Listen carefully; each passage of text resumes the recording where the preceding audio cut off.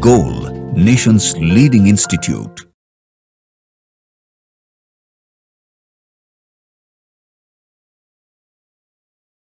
Hello students, myself Ravi Sinha, faculty of organic chemistry at Goal institute. मैं अभी 11 आपके पास जो स्पॉट टेस्ट 12th हुआ है 14 अप्रैल को, उसका डिस्कशन करने आया हूं ऑर्गेनिक केमिस्ट्री के पेपर का। तो आ जाते हैं, क्वेश्चन देखते हैं 101। होप कि आप लोग भी बहुत अच्छे से क्वेश्चन सॉल्व कर रहे होंगे, बहुत अच्छे से बना रहे होंगे। टेस्ट पेपर बनाना काफी इंपॉर्टेंट होता है एग्जामिनेशन के लिए। आइए बच्चे देखते हैं, कह रहा है पहला क्वेश्चन में, इन विच ऑफ द फॉलोइंग, यानी पहला का मतलब 101 में, हाँ तो कह रहा है क्या कि in which of the following molecule maximum number of sigma bond. Sigma bond पूछा जा रहा है, मैक्सिमम किस में होगा। बहुत सिंपल सा क्वेश्चन है, आप जानते हैं CS2 Cl2 दे रखा है, इसका मतलब क्या हो गया, 2 सिग्मा हाइड्रोजन से 2 सिग्मा क्लोरीन से, तो टोटल सिग्मा कितने हो गए 4। ठीक है, जहां पे आपको समय लगे कि आपको ज्यादा समय नहीं देना है इसको ड्रॉ करने में, तो उसको समय को बचाइएगा। तो जितने नंबर ऑफ हाइड्रोजन है वो सिग्मा हो गए, तो देखिएगा 2, 1 3, 1 4 और 2 6। यहाँ पे कितने हो गए, तो 6। ठीक है, उसके बाद अगर बात करते हैं तो इस जगह पे HC डबल बॉन्ड O, अब यहाँ पे स्ट्रक्चर बना दे रहे हैं NHCS3। क्या बात की, जितना हाइड्रोजन उतना सिग्मा। तो देख लो 1, हाँ 1 2 3 4 5 और 3 8, यानी 8 सिग्मा हो गया। अगला जो दिया गया है CS3NO2, NO2 का स्ट्रक्चर ड्रॉ कर ले रहे हैं। तो क्या हो गया इसमें, 3 1 4 और 4 और 2 6। ठीक है, तो पूछा गया था मैक्सिमम, तो मैक्सिमम ये हो गया।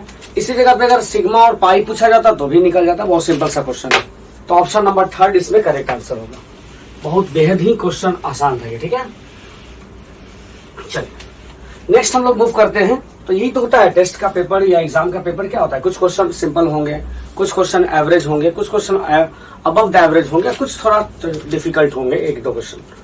चलिए, विच of the following carbocation is most stable. Carbocation का स्टेबिलिटी से क्वेश्चन दिया गया है। तो हम लोग जानते हैं कि कार्बोकेटाइन का स्टेबिलिटी अगर अल्काइल ग्रुप के साथ लगा हुआ है तो directly proportional to number of alpha hydrogen. सही है, तो यहाँ पर बात करिएगा तो यहाँ देखिएगा CS3 इसका मतलब ये क्या हो गया, इस C पर 3 CS3 लगा हुआ है और इससे क्या लगा हुआ है, एक CS2। इसका मतलब यहाँ पे बोलेंगे 0 अल्फा हाइड्रोजन। ठीक है, उसके बाद अगर बात करें तो CS3 प्लस, यानी कहेंगे 9 अल्फा हाइड्रोजन। उसके बाद बात करें CS2 प्लस 2 अल्फा हाइड्रोजन और CH प्लस, तो 3 और 2 5 अल्फा हाइड्रोजन। क्लियर बात। तो इस तरीके से देखेंगे तो यहाँ पे बोला जाए स्टेबिलिटी सबसे ज्यादा किसका होगा, ऑप्शन नंबर 2 में टर्शरी ब्यूटाइल कार्बोकेटाइन। कभी कभी वर्ड में अगर क्वेश्चन आता है तो ध्यान देना, इसका नाम क्या दिया जाएगा, टर्शरी ब्यूटाइल कार्बोकेटाइन। एक्सेप्शनली ये ज्यादा स्टेबल हो जाता है बेंजाइल कार्बोकेटाइन से, यहाँ पे ध्यान रखिएगा।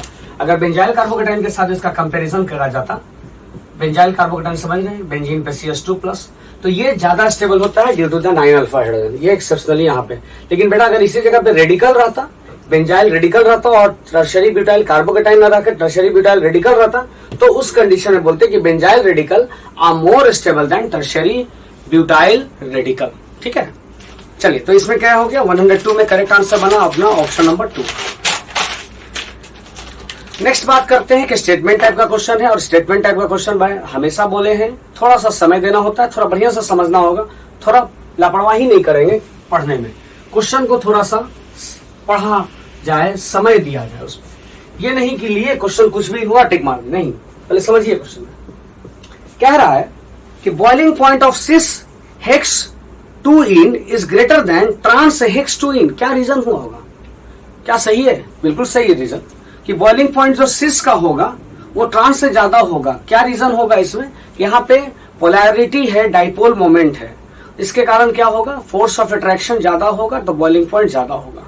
ठीक है, आ जाते हैं सेकेंड नंबर में, इन इलेक्ट्रोफिलिक एरोमेटिक सब्स्टिट्यूशन, हाँ, reaction of chlorobenzene is more reactive than benzene. तो देखिएगा इसका मतलब ये बोला जा रहा है कि chlorobenzene is more reactive than benzene. गलत स्टेटमेंट है बच्चे, क्योंकि क्लोरोबेंजीन यहाँ पे क्या कर रहा है, माइनस साइन।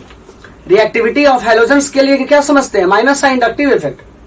और यहाँ बेंजीन है, तो इन दोनों में ज्यादा रिएक्टिव कौन होगा, benzene.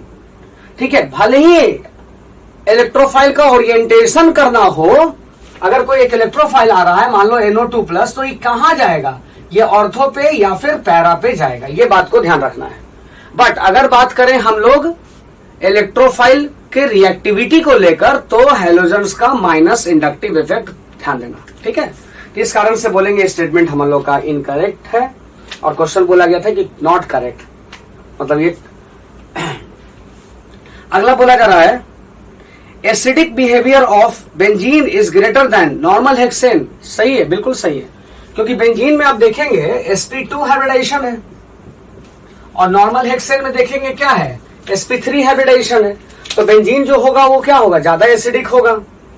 Rate of nitration of benzene is greater then rate of nitration of benzene. अब कह रहा है कि rate of nitration of benzene का जो रेट ऑफ नाइट्रेशन है is greater then Meta nitrobenzene. क्या बोला जा रहा है, मेटा नाइट्रोबेंजीन।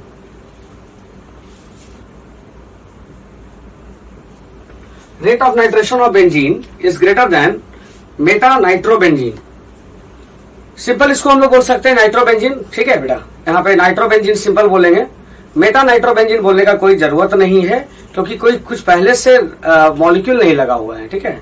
तो यहाँ पे सिंपल होगा नाइट्रोबेंजीन। तो नाइट्रोबेंजीन और बेंजीन में कौन ज्यादा रिएक्टिव होगा नाइट्रेशन करने के लिए, तो हमारा बेंजीन होगा। तो rate of nitration of benzene is greater then Meta nitrobenzene, यानी कि आपके लिए याद आ सकता है, ऐसे हो गया, ठीक है। नाइट्रोबेंजीन के पास ये होगा, सही है। तो मेटा नाइट्रो में क्या होगा, दो इलेक्ट्रॉन विड्रॉइंग ग्रुप लगा हुआ, और बेंजीन के पास क्या होगा, 0। इसका मतलब ये ज्यादा रिएक्टिव होगा नाइट्रेशन कराने के लिए, क्योंकि यहाँ पे 2 इलेक्ट्रॉन विड्रॉइंग ने ऑलरेडी यहाँ पे इलेक्ट्रॉन डेंसिटी को डिक्रीज कर दिया। तो मेटा नाइट्रोबेंजीन का मतलब क्या होगा कि नाइट्रोबेंजीन है और उसके नाइट्रो पे फिर एक नाइट्रो लगा हुआ है, ठीक है, ये हुआ इसका मतलब। तो अब यहाँ पे करेक्ट आंसर क्या होगा, बोला जा रहा था विच इज नॉट करेक्ट। तो नॉट करेक्ट में कौन सा ऑप्शन आ जाएगा, सेकंड, क्योंकि यहाँ पे बोला जा रहा है कि इलेक्ट्रोफिलिक एरोमेटिक सब्स्टिट्यूशन रिएक्शन, हाँ, chlorobenzene is more reactive than benzene. ये गलत है उसमें, बेंजीन, इससे बोलेंगे कि benzene are more reactive than chlorobenzene. Clear है। तो इसमें करेक्ट आंसर हो जाएगा 103 का ऑप्शन नंबर 2। क्यों हो गया, समझ में आया बात। हाँ, अगर इसी जगह पे ओरिएंटेशन का रहता तो ओरिएंटेशन में आप बोल सकते हैं कि ऑर्थो पैरा डायरेक्टर होगा कौन, क्लोरोबेंजीन। 104 में देखते हैं, कह रहा है क्वेश्चन दिया हुआ है व्हाट इज द रिलेशन। देखिएगा, इसको समझते हैं थोड़ा।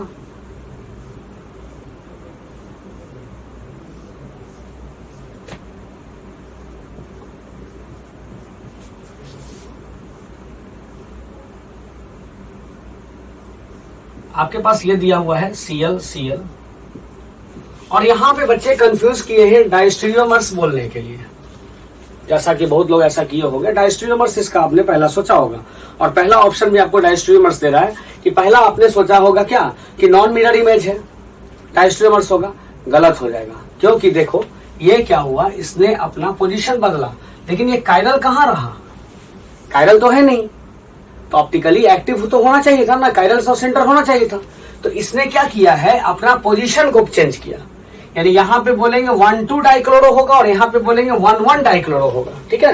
यहाँ पे क्या होगा 1,2 डाइक्लोरो और यहाँ पे क्या बोलेंगे 1,1 डाइक्लोरो। तो इसने पोजीशन चेंज किया, यानी पोजीशन आइसोमेरिज्म। और पोजीशन आइसोमेरिज्म नाम का वर्ड कहीं यहाँ पे ऑप्शन नहीं दिया है, ऑप्शन दिया है डायस्टीरियोमर्स, कॉन्स्टिट्यूशनल, इनांशियोमर्स, कन्फर्मेशनल। तो भाई कॉन्स्टिट्यूशनल आइसोमर्स का मतलब क्या होता है, स्ट्रक्चरल आइसोमर्स, और स्ट्रक्चरल आइसोमर्स के अंदर में क्या आते हैं, chain isomers, position isomers, functional isomers, metamers, ठीक है, टोटोमेर्स एंड रिंग चेन आइसोमर्स। ये 6 इसमें आते हैं कॉन्स्टिट्यूशनल में। कॉन्स्टिट्यूशनल का ही मतलब क्या होता है, स्ट्रक्चरल। तो इसमें करेक्ट आंसर क्या बनेगा, कॉन्स्टिट्यूशनल आइसोमर्स, यानी दे आर कॉन्स्टिट्यूशनल आइसोमर्स, यानी पोजिशनल आइसोमर्स, ठीक है। तो करेक्ट आंसर क्या होगा, 2 नंबर होगा, ना कि 1 नंबर डायस्टीरियोमर्स, क्योंकि यहाँ आपको लग रहा है कि बहुत सारे बच्चे यहाँ पे डायस्टीरियोमर्स ही इसके लिए क्लिक किए होंगे। सही बोल रहे हैं ना, डायस्टीरियोमर्स बहुत लोग किए होंगे। क्या बता सकते हैं कमेंट बॉक्स में कि कितने लोग डायस्टीरियोमर्स किए थे, कोशिश कीजिएगा। अगर आप वीडियो देख रहे हैं और उस पर क्लिक करते हैं तो आप जरूर एक बार कोशिश कीजिएगा बताने के लिए कि डायस्टीरियोमर्स इस क्वेश्चन में कितने लोगों ने किया था, जो गलत हुआ आपका। चलिए 105 नंबर में हम लोग आ जाते हैं, और क्वेश्चन दिया हुआ है CH2 डबल बॉन्ड CH, हाँ, then CH2 CH and then CH3 और यहां लगा हुआ है ब्रोमीन और रिएजेंट दिया गया है अल्कोहलिक KOH और हीट। तो भाई अल्कोहलिक KOH दिया हुआ है, हीट दिया हुआ है, तो ये क्या हो गया आपका अल्फा, ये क्या हुआ β1 मान लेते हैं, इसे β2 मान लेते हैं। अल्कोहलिक KOH का प्रेजेंस में E2 एलिमिनेशन, रिएक्शन कौन सा हुआ E2, तो E2 एलिमिनेशन सेडजेफ रूल को फॉलो करता है, यानी मेजर अल्कीन बनाएंगे। तो देखिए यहां से अगर हम लोग एलिमिनेट करते हैं तो क्या होगा, ये स्टेबल अल्कीन बनेगा, मोर सब्स्टिट्यूटेड अल्कीन। और अगर इस जगह से बनाते हैं β1 से एलिमिनेट करते हैं तो लेस सब्स्टिट्यूटेड अल्कीन। तो देखिए यहां से प्रोडक्ट क्या बनेगा, CH2 double bond CH, then CH double bond CH, Br के जगह पे डबल बॉन्ड आया एंड देन CH3। ये देखिए यहाँ पे अल्फा हाइड्रोजन कितना हो गया 3, साथ में यहाँ रेजोनेंस भी हो रहा है, यानी सेडजेफ अल्कीन बन रहा है। यही अगर हम लोग β1 से बनाए रहते तो β1 से बनाते तो ये बन जाता आपका CH डबल बॉन्ड CH2 और यहाँ पे अल्फा हाइड्रोजन कितना होता है 2 और यहाँ पे अल्फा हाइड्रोजन कितना है 3। और दूसरी बात यहाँ पे किसी तरीके का कंजुगेशन नहीं है, रेजोनेंस नहीं होता। तो हमसे पूछा गया था मेजर क्वेश्चन, मेजर प्रोडक्ट बोला गया है, तो मेजर प्रोडक्ट इस क्वेश्चन का होगा 105 का थर्ड नंबर। रीजन समझ में आ रहा है, this is called Saytzeff alkene, यानी more substituted alkene are called Saytzeff alkene. तो E2 एलिमिनेशन में हम लोग क्या बोलते हैं कि सेडजेफ अल्कीन मेजर प्रोडक्ट होता है। ठीक है, चलिए क्वेश्चन नंबर 105 के बाद आगे मूव करते हैं क्वेश्चन नंबर 106 की तरफ। क्वेश्चन नंबर 106 में दिया हुआ है आपका SN1 मैकेनिज्म को लेकर। SN1 मैकेनिज्म हम लोग जानते हैं directly proportional to stability of क्या होना चाहिए, कार्बोकेटाइन। 106 में दिया गया है कार्बोकेटाइन का स्टेबिलिटी देखेंगे, क्योंकि SN1 आप जानते हैं SN1 रिएक्शन जो होता है वो 2 स्टेप रिएक्शन होता है।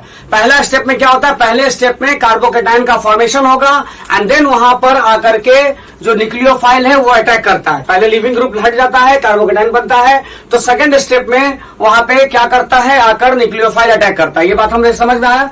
अब आगे समझना बच्चे, अब आगे जब हम लोग यहां से देखेंगे तो अब देखिएगा इसका बनाकर स्ट्रक्चर देखते हैं। ये CH3C3 का मतलब क्या होता है, इस कार्बन पे 3 मिथाइल लगा हुआ है और ये हो गया ब्रोमीन और यहां लगा हुआ है C6H5, ठीक है, CHBr और ये एक और लगा हुआ है C6H5, फिर से दिया हुआ है C6H5 C6H5 Br and then CH3 और उसके बाद दिया हुआ है CH3 आइसोप्रोपाइल ब्रोमाइड। सबका नाम जरूर याद रखना बच्चे, ये तो आपको क्वेश्चन में दे दिया गया है। कभी कभी अगर वर्ड से दिया जाए टर्शरी ब्यूटाइल आइसोब्रोमाइड तो क्या करना है, तो देखो बेटा यहाँ पे 3 डिग्री कार्बोकेटाइन बन रहा है। यहाँ जो कार्बोकेटाइन बन रहा है वो 2 फिनाइल रिंग के साथ रेजोनेंस कंजुगेशन वाला आ गया। यहाँ पे 2 फिनाइल रिंग है, साथ में एक 3 अल्फा हाइड्रोजन भी आया इस कैटायन के पास। यहाँ पे बात करेंगे तो मात्र 6 अल्फा हाइड्रोजन है। तो क्या करेंगे, सबसे ज्यादा स्टेबल कौन होगा, कार्बोकेटाइन। जो स्टेबल होगा वही उसका रेट होगा, यानी रेट ऑफ SN1 बोलेंगे directly proportional to stability of क्या, कार्बोकेटाइन। ठीक है, तो यहाँ पे कार्बोकेटाइन देख लीजिए सबसे ज्यादा स्टेबल कहां है, तो अपने ऑप्शंस 1 2 3 में दिए रखे हैं। तो अब यहाँ पर देखिए सबसे ज्यादा स्टेबल कौन होगा, थर्ड नंबर, थर्ड के बाद क्या होगा 2 नंबर, 2 के बाद क्या होगा फर्स्ट एंड फर्स्ट के बाद होगा फोर्थ। तो 3214 will be the correct answer and the 3214 is given in the option number 4. 106 का क्या करेक्ट आंसर होगा, ऑप्शन नंबर 4। क्लियर हो गया बात। यहाँ पे SN1 रिएक्शन में आपको क्या चेक करना है, SN1 रिएक्शन में स्टेबिलिटी ऑफ इंटरमीडिएट चेक कर लेना, आपका करेक्ट ऑर्डर आ जाएगा। यानी इंटरमीडिएट क्या होता है, तो कार्बोकेटाइन जो कि रीअरेंजमेंट भी कर सकता है, ये भी बात को ध्यान रखना होगा आपको। तो 106 का बन गया ऑप्शन नंबर 4 करेक्ट आंसर इसमें। चलिए नेक्स्ट हम लोग बात करते हैं 107, जो कि बहुत अच्छा एक नेम रिएक्शन से क्वेश्चन है, हॉफमैन ब्रोमोमाइड डिग्रेडेशन रिएक्शन। जो आप जानते हैं कि अमाइड का रिएक्शन होता है, अमाइड का रिएक्शन होता है किसके साथ, तो Br2 और KOH के साथ। ठीक है, Br2 KOH या Br2 NaOH, बात बराबर ही होगा। यानी ये अमाइड का रिएक्शन हो गया भाई किसके साथ, तो Br2 plus KOH, Hoffmann bromide degradation बोलते हैं। और प्रोडक्ट क्या बनेगा बच्चे, 1 डिग्री अमाइन। ये CO जो हो गया वो डिग्रेड कर गया। ठीक है, अब आपके पास क्वेश्चन क्या दिया है, क्वेश्चन बोल रहा है which will not undergo the Hoffmann bromide degradation reaction.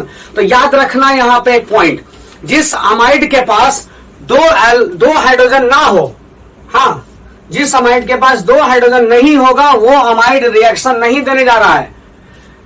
एक और इसमें देखा है N bromo N bromo substituted, यानी एन ब्रोमो सब्स्टिट्यूटेड अमाइड जो होगा वो भी देता है, क्योंकि इसका जब मैकेनिज्म आप सब जब बनाओगे तो पहला OH माइनस क्या करेगा, इसके H को हटाकर नेगेटिव लगा दिया, और ये नेगेटिव क्या करेगा, Br के ऊपर अटैक करेगा, ये Br के ऊपर अटैक किया तो क्या बन गया, RC double bond O NHBr, यानी NH क्या हुआ Br, यानी इस जगह पर आकर के आगे बढ़ेगा, फिर से ये OH माइनस आएगा, OH माइनस आकर क्या करेगा, रिमूव करेगा इस H को, यानी कि अपने पास 2 बार H को हटाना है।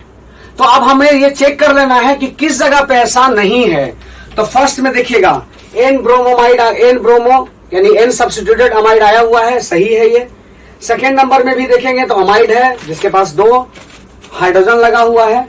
थर्ड ऑप्शन देखते हैं बच्चे, तो थर्ड ऑप्शन में देखोगे कि नाइट्रोजन के पास NHCS3 है। तो अब NHCS3 ये तो बैड लिविंग ग्रुप होगा, हमें लिविंग ग्रुप चाहिए था ब्रोमीन। लिविंग ग्रुप क्या होता है, ब्रोमीन गुड लिविंग ग्रुप होता है, दैट्स व्हाई यहां से आइसोसाइनेट बनता है। जब इसका मैकेनिज्म आप देखेंगे तो अल्काइल आइसोसाइनेट बनता है, फिर उसमें से हाइड्रोलिसिस करते हैं तो अमाइन बन जाता है। तो हमें उधर नहीं जाना है, तो यहां तो देखेंगे ये CS3 होने के कारण ये रिएक्शन नहीं मूव करेगा, ठीक है, क्योंकि ये लिविंग ग्रुप सही नहीं है।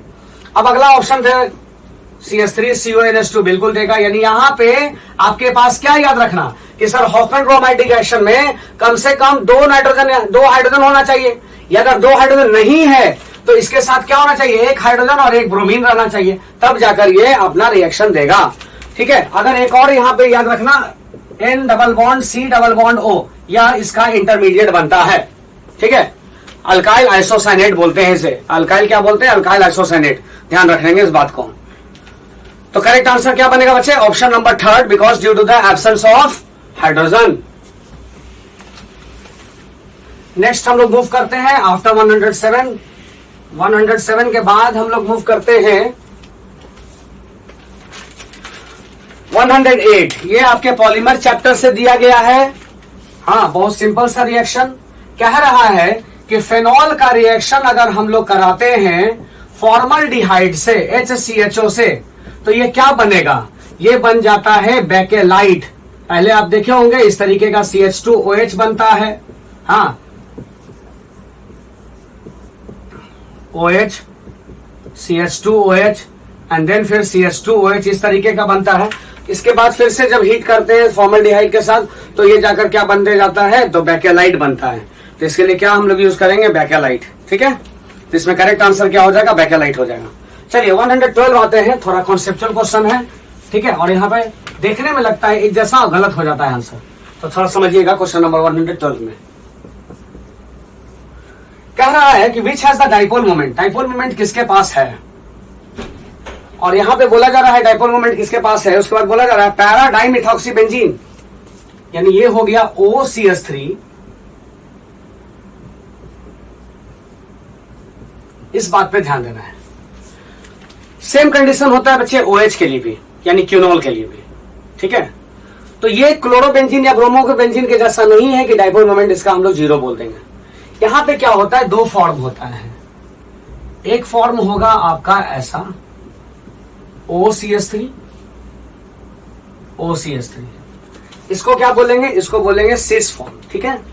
और एक और फॉर्म होगा यहां पे OCS3 और क्या होगा OCS3। तो इस कंडीशन में आपको ध्यान रखना है, याद रखना है इस जगह पे कि इसमें जो डाइपोल मोमेंट बनता है, हाँ इस जगह पे जो डाइपोल मोमेंट आता है वो होता है 2.51 का, ठीक है। डाइपोल मोमेंट कितना आता है इसका, 2.51 का। हाँ, अगर ये स्पेशली कहीं बोल दिया रहता कि पैरा सिस से या ट्रांस से, लेकिन ऐसा कहीं देता नहीं है, सिंपल ऐसा रहेगा। अब अगला है पैरा डाइक्लोरोबेंजीन, अभी बताएं इसमें ये Cl दोनों का क्या करेगा, डाइपोल मोमेंट कैंसिल आउट कर जाएगा। Trans 1,2 dichloro ethene, 1,2 dichloro transform में है, क्या करेगा, यहां भी कैंसिल आउट कर जाएगा। BF3 के बारे में आप जान रहे हैं, ट्राइगोनल प्लेनर ज्योमेट्री होगा यहां पे। ये फ्लोरीन इधर डाइपोल, इसका डाइपोल, और ये डाइपोल क्या हो जाएगा, म्यू बराबर 0। तो क्वेश्चन पूछा गया था, ये नहीं पूछा गया कि कितना होगा, लेकिन ध्यान रखना एग्जाम के लिए इसका जो होता है वो 2.51 होता है। हाँ, डाइपोल मोमेंट जो होगा पैरा डाइमिथॉक्सी बेंजीन का तो होगा 2.51। तो जीरो डाइपोल मोमेंट नहीं है फर्स्ट आंसर का, तो करेक्ट आंसर भी बनता है अपना ऑप्शन नंबर 1। ये दो फॉर्म में होते हैं, सिस और ट्रांसफॉर्म में, ठीक है, तो ध्यान देना इस पर। ट्रांसफॉर्म का क्या होगा, कैंसिल आउट कर देगा, सिस फॉर्म का जो आंसर आएगा वो क्या होगा, 2.51 होगा। चलिए नेक्स्ट आ जाते हैं 122 में, जो कि एक रिएक्शन दिया हुआ है, एक सीक्वेंस रिएक्शन है और सिंपल सा बात है। तो याद रखना बच्चे, अगर कार्बोक्सिलिक एसिड का रिएक्शन अमोनिया से करते हैं और अगर अमोनिया के साथ हीट दे रहा है, कार्बोक्सिलिक एसिड का रिएक्शन अमोनिया से करते हैं और हीट दे रखा है, तो डायरेक्ट अपने को बनाना है अमाइड। लेकिन अगर स्टेप वाइज देखा जा रहा है और हीट नहीं दिया हुआ है, जैसे कि क्वेश्चन नंबर 122 में स्टेप वाइज दिया जा रहा है और बोला जा रहा है RC डबल बॉन्ड OH, और पहला स्टेप दे रखा है अमोनिया के साथ, तो भाई ये क्या हुआ, ये एसिड हो गया, ये बेस हो गया। तो यहां पे हम लोग बोलेंगे कि ये RC double bond O minus NH4 plus एक सॉल्ट बना, और यहां जब हीट करते हैं, जब हीट करेंगे तो वाटर मॉलिक्यूल बाहर निकालेंगे, तो वाटर मॉलिक्यूल बाहर निकालने के लिए मतलब 2 हाइड्रोजन यहां से गया और एक ऑक्सीजन यहां से निकला, तो क्या बन जाएगा, अमाइड। लेकिन आप डायरेक्ट भी याद रखना, हाँ, कि अगर डायरेक्ट यहां दे रखा है अमोनिया और हीट दिया है साथ में, तो यहां बनाओगे C double bond O NH2, amide बनाएंगे। क्लियर है बात, ठीक है। चलिए अब यहां पर समझते हैं, एक बात और हम बोलना चाहते थे, अगर बेटा यहां पे फिर से हीट दे दे, ठीक है, अगर यहां पे हीट दे दे, अमाइड को हीट दे, तो फिर वाटर मॉलिक्यूल हटाओ, तो वाटर मॉलिक्यूल हटाओगे तो क्या करोगे, H2O बाहर निकालो, तो क्या बनेगा, RC triple bond N, nitrile बनता है, ठीक है। तो सीक्वेंस रिएक्शन याद रखिएगा। और नाइट्राइल का अगर हम लोग कंप्लीट हाइड्रोलिसिस करते हैं तो कार्बोक्सिलिक एसिड, नाइट्राइल का रिडक्शन करते हैं H2PT वगैरह दे देंगे तो अमाइन बनेगा 1 डिग्री, और अगर पार्शियल हाइड्रोलिसिस करते हैं तो क्या बनेगा, अमाइड बनेगा। क्लियर है, गॉट इट। चलो तो यहाँ पे करेक्ट आंसर क्या बनेगा हम लोगों का, ऑप्शन नंबर 2। पहले क्या किया, एक सॉल्ट बना और सॉल्ट के बनने के बाद अमाइड बना है, ठीक है। तो अच्छा क्वेश्चन भैया। अब आ जाते हैं 123। 123 में बहुत बच्चे यहाँ पे गलत किए होंगे, और क्या गलत किए होंगे पहले हम लोग उस पे समझते हैं। यहाँ पे गलत से ऑर्थो पैरा समझ गए होंगे बच्चे, क्योंकि ऑर्थो पैरा का तो कंसेप्ट ही नहीं आया यहाँ। कहोगे सर कैसे, तो बेंजीन है ना, तो बेंजीन के ऊपर निगेटिव चार्ज और इस जगह पे दिया गया NO2। तो यहाँ क्वेश्चन बोला है which of the following effects are operating, तो यहाँ पे आप बोलोगे सर ये तो पैरा पोजीशन है, तो पैरा पोजीशन पे इंडक्टिव भी होगा, मेसोमेरिक भी होगा। तो ये कंफ्यूज करने के लिए, यानी कि आप गलत आप कर देंगे ऐसा हम लोग सोचा गया, ये गलत नहीं करना है, क्योंकि ये जो निगेटिव चार्ज है ये खुद बेंजीन के ऊपर है, यानी sp2 हाइब्रिडाइजेशन में है। तो जब sp2 हाइब्रिडाइजेशन में है तो ये तो रेजोनेंस में इन्वॉल्व नहीं होगा, और जब रेजोनेंस में इन्वॉल्व नहीं होगा तो इस NO2 के पास तो आने वाला नहीं कंजुगेशन में, और जब NO2 के पास कंजुगेशन में नहीं आने वाला है तो रेजोनेंस में ही होगा, यानी मेसोमेरिक नहीं होगा। यानी क्या होगा, सिर्फ इंडक्टिव इफेक्ट यहाँ पे ऑपरेट करने जा रहा है।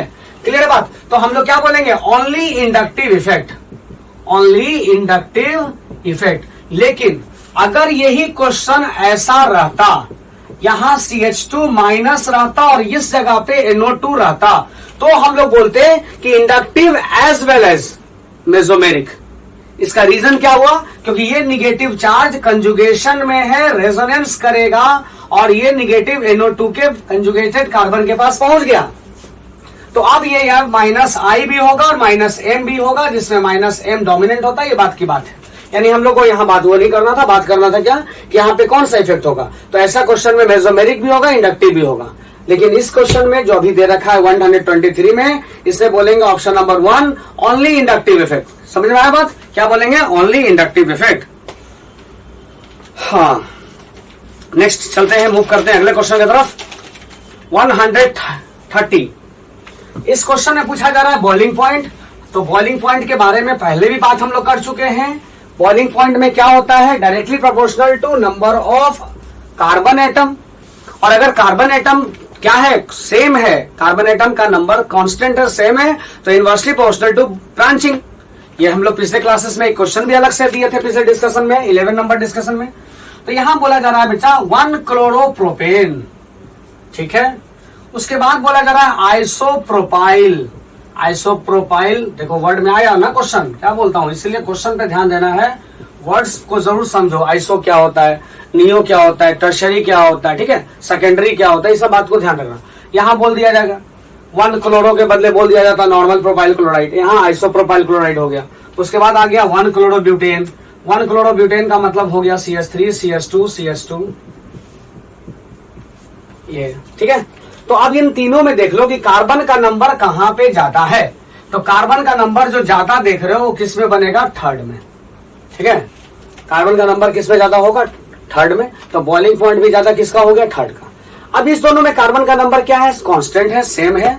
तो हम लोग इनवर्सली प्रोपोर्शनल टू ब्रांचिंग करेंगे। तो ब्रांचिंग इसमें बढ़ गया, जब ब्रांचिंग बढ़ गया तो बॉइलिंग पॉइंट डिक्रीज कर जाएगा। तो यानी बॉइलिंग पॉइंट क्या बोलेंगे, 1, देन क्या बोलेंगे 2, 3 ग्रेटर देन 1 ग्रेटर देन 2 होगा। और यहां पे जो आंसर बनेगा वो क्या बनेगा, ऑप्शन नंबर 2, यानी कि 2 greater than 1 greater than third. इसमें डिक्रीजिंग ऑर्डर में दिया गया था। ठीक है, और हमने यहाँ डिक्रीजिंग में दिया, यहाँ इंक्रीजिंग में दिया, कोई फर्क नहीं पड़ता, एक ही चीज है। जिसका इंक्रीजिंग ऑर्डर का मतलब बढ़ते हुए क्रम में और डिक्रीजिंग का मतलब घटते हुए क्रम में, ये बात को ध्यान रखना। चलिए क्वेश्चन नंबर 131 आ जाते हैं। देखना बॉइलिंग पॉइंट का क्वेश्चन बार बार आ रहा है, तो थोड़ा ध्यान देना इस पे फिजिकल। हाँ, तो नेक्स्ट क्वेश्चन देखते हैं 131। तो बोल रहे थे फिजिकल प्रॉपर्टीज को क्वेश्चन थोड़ा सा ध्यान दीजिएगा, एनसीईआरटी से ये सब जरूरी है। सॉलिबिलिटी पे पढ़ लीजिए, बॉइलिंग पॉइंट पढ़ लीजिए, मेल्टिंग पॉइंट पढ़ लीजिए। हाँ, तो ये सब थोड़ा थोड़ा फिजिकल प्रॉपर्टीज पे जरूर ध्यान देंगे आप। क्वेश्चन नंबर 131, और 131 में आपको दिया गया है क्लोरोबेंजीन का रिएक्शन दिया जा रहा है HNO3 प्लस H2SO4। तो आप जान रहे हैं कि ऑर्थो पैरा डायरेक्टर, अभी जस्ट हम लोगों ने क्वेश्चन आया था ना सर, बता देना, क्वेश्चन दिया गया दोबारा। क्लोरीन माइनस इंडक्टिव दिखाएगा, माइनस आई इफेक्ट दिखाएगा रिएक्टिविटी के दौरान। बट अगर बात आ जाता है ओरिएंटेशन ऑफ इलेक्ट्रोफाइल का, then it will show mesomeric effect. ध्यान रखना बच्चे। अब इसके बाद आ रहा है NaOH 443 केल्विन डाइल्यूट HCl। ये कौन सा रिएक्शन हुआ, डाउस प्रोसेस हुआ भाई। डाउस प्रोसेस याद करो, पिछले क्लास में डाउस प्रोसेस करके, पिछले 11 नंबर स्पोर्ट में डाउस प्रोसेस करके एक रिएक्शन दे रखा था, यही है ना। ये क्या बन जाएगा, फेनॉल, यानी बन जाएगा ऑर्थो नाइट्रोफेनॉल, ऑर्थो नाइट्रोफेनॉल। ठीक है, तो ये सीक्वेंस हम लोग को चूज करना है। The major product of A and B, तो मेजर प्रोडक्ट ए में बन जाएगा पैरा नाइट्रोक्लोरोबेंजीन, एंड देन उसके बाद बनेगा पैरा नाइट्रोफेनॉल। तो option number 4 will be the correct answer. Clear है, समझ में आ गया होगा रिएक्शन। चलें, उसके बाद हम लोग मूव करते हैं सेक्शन नंबर बी में। तो बच्चे हर टेस्ट के जैसा यहाँ पे भी बताएंगे कि सेक्शन नंबर बी में 10 क्वेश्चन ही अटेम्प्ट करना है। यहाँ लिखा रहता है candidates can choose to attempt any 10 questions only. सिर्फ 10 क्वेश्चन कोई भी बनाना है इसमें से। ठीक है, तो सभी क्वेश्चन यहाँ पे बनाना नहीं है, इसमें से कोई 10 क्वेश्चन बना देना है। ध्यान देना इस बात को। ये सब सिली मिस्टेक्स होते हैं जो एग्जामिनेशन देने के बाद पता चलता है कि क्या गलती हो गया। 137 देखेंगे, कह रहा है कि सेलेक्ट द इनकरेक्ट रिएक्शन।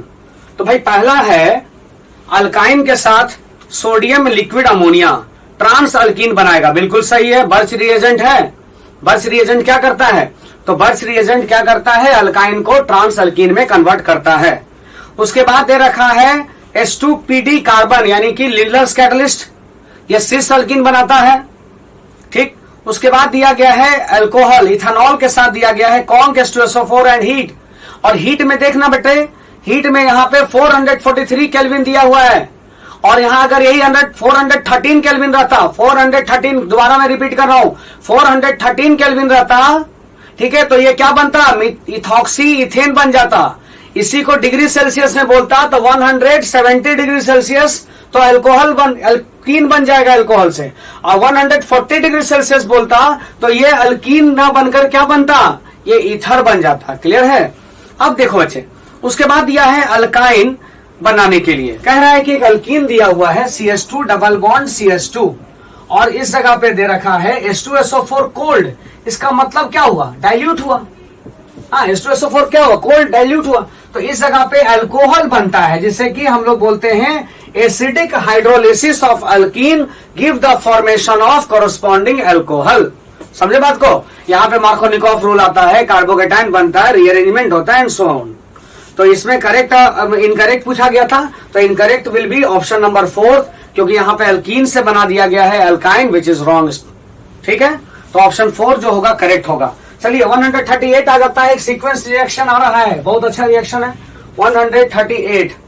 आइए 138 समझते हैं। CH3 CH2 C double bond OH। देखो जो मैं अभी बता रहा था कि अमोनिया हीट का बात, देख लो बच्चे, इसमें अमोनिया हीट दे रखा है, अलग अलग नहीं दिया है ना। तो अमोनिया हीट करोगे तो डायरेक्ट क्या बोलोगे, अमाइड बना देंगे, CH3 CH2 C double bond O NH2।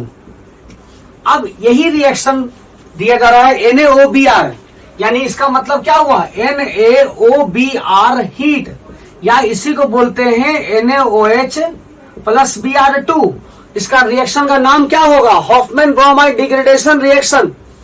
Hoffmann bromide degradation reaction, यानी यहां से CO को क्या करें, CO को रिमूव कर दे, डिग्रेड कर गया, यानी CH3 CH2 NH2 1 degree amine बन रहा है।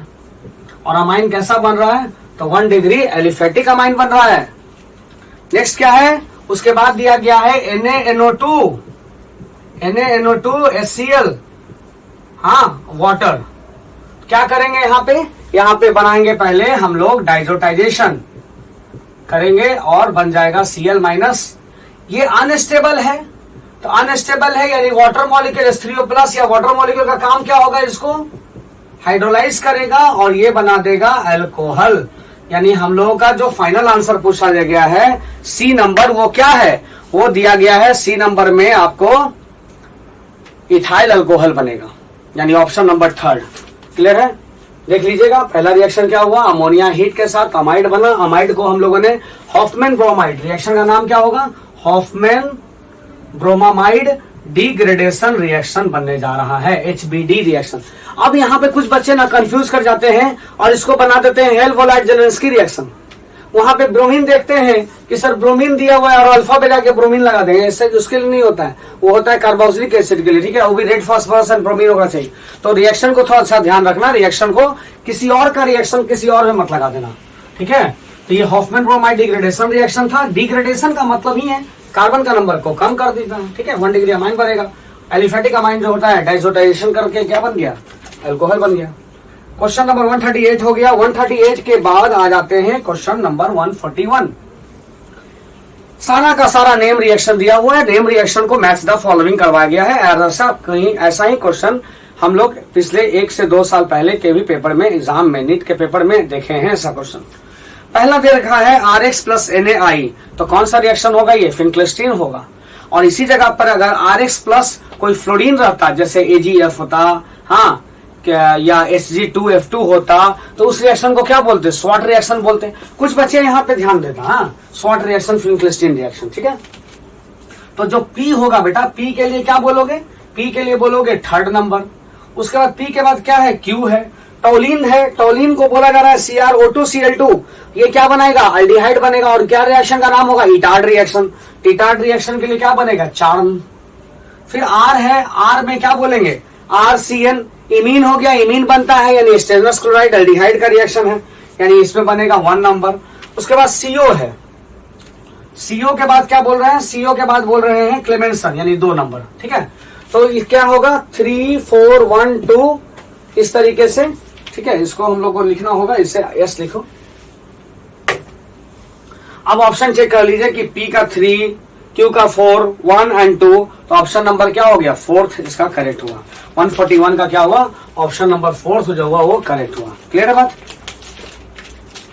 चलिए हम लोग अब फिर मूव करते हैं 141 के बाद नेक्स्ट क्वेश्चन की तरफ।